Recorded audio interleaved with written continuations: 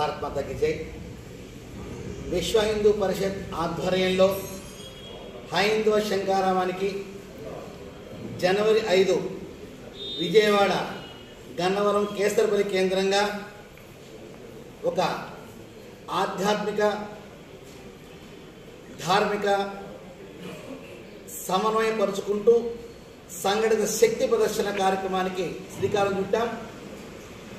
భారతదేశంలో అందున దక్షిణ భారతదేశంలో కొన్ని రాష్ట్రాలకే పరిమితమైన దేవాదాయ ధర్మాదాయ శాఖని పూర్తిగా రద్దుపరచాలని, ఇతర మతస్థులకు ఎలా అయితే వారి వారి మందిరాలు స్వతంత్రంగా స్వేచ్ఛగా నిర్వహించగలుగుతున్నారో మా హిందూ ధర్మంలో ఈ దేవాలయ వ్యవస్థని ధార్మిక మండలి ఆధ్వర్యంలో నిర్వహించుకునేందుకు అవకాశంగా విశ్వ హిందూ పరిషత్ వారు దేశం మొత్తం మీద కూడా ఈ హైందవ శంకారామ కార్యక్రమం చేయాలనుకుంటాం.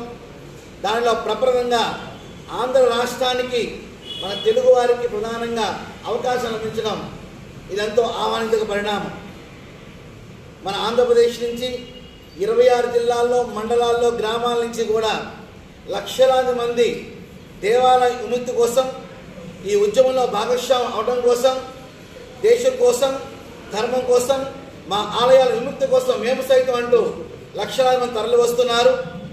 ఇప్పటికే మీడియా ద్వారా, సోషల్ మీడియా మాధ్యమాల ద్వారా విశేషమైన ప్రచారం జరుగుతూ ఉన్నది. మన ఆంధ్ర రాష్ట్రానికి రాజధానిలో ప్రత్యేకమైన స్థానం ఉన్న మన గుంటూరు పట్టణంలో ఈ వేదిక ద్వారా మరొకసారి హిందువులకి శుభ ఆహ్వానం పలుకుతున్నాం. జనవరి 5 జరగబోయే 11 గంటల నుంచి మధ్యాహ్నం 4 గంటల వరకు జరగబోయే హైందవ శంకారామ కార్యక్రమానికి రండి, కథలు రండి, కలిసి రండి, తలరి రండి అంటూ ఆహ్వానం పలుకుతున్నాం. ఈ వేదిక ద్వారా అనేక మంచి నిర్ణయాలు, తీర్మానాలు తీసుకోబడతాయి. తద్వారా ప్రభుత్వానికి ఒక సందేశం అవుతుంది.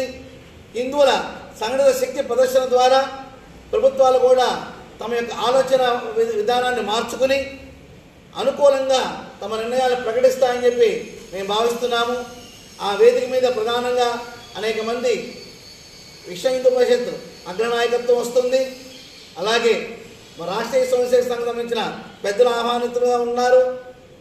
గణపతి సత్యనారాయణ స్వామి వారు కూడా విచ్చేస్తున్నారు ఈ కార్యక్రమానికి. ఇక సుమారుగా 150-200 మంది మఠపీఠ ఆశ్రమభక్తులు కూడా ఈ కార్యక్రమం పాల్గొంటున్నాం. అందరి యొక్క సందేశం ఒకటే, మా దేవాలయాల యొక్క ఆలయాల యొక్క ఆస్తులు కానివ్వండి, ఆభరణాలు కానివ్వండి, ఆలయాలు కానివ్వండి, భూములు కానివ్వండి, మా ధార్మిక మండలి చక్కగా నిర్వహణ చేస్తుందని చెప్పేసి, అలాగే ఇతర మతస్థుల ప్రమేయం మా దేవాలయాలు లేకుండా మరి ప్రభుత్వాలు చేయలేకపోతున్నాయి. ఎప్పుడైతే ధార్మిక మండలి చేతులకు వచ్చాయంటే అవన్నీ కూడా చక్కగా నిర్వర్తించబడతాయని చెప్పేసి ఒక విషయంగా తీసుకుని గత సంవత్సరాల నుంచి మానవులు చెప్పినట్టుగా సుప్రీంకోర్టులో ఆ కేసు నడుస్తుంది. తొందరలోనే తీర్పు వచ్చే అవకాశం సమయంలో ఈ చైతన్యమైన వ్యవస్థ రావడం ఎంతో ఆనందదాయకం. అందరికీ కూడా శుభ ఆహ్వానం పలుకుతున్నాం. భారత్ మాతాకి జై.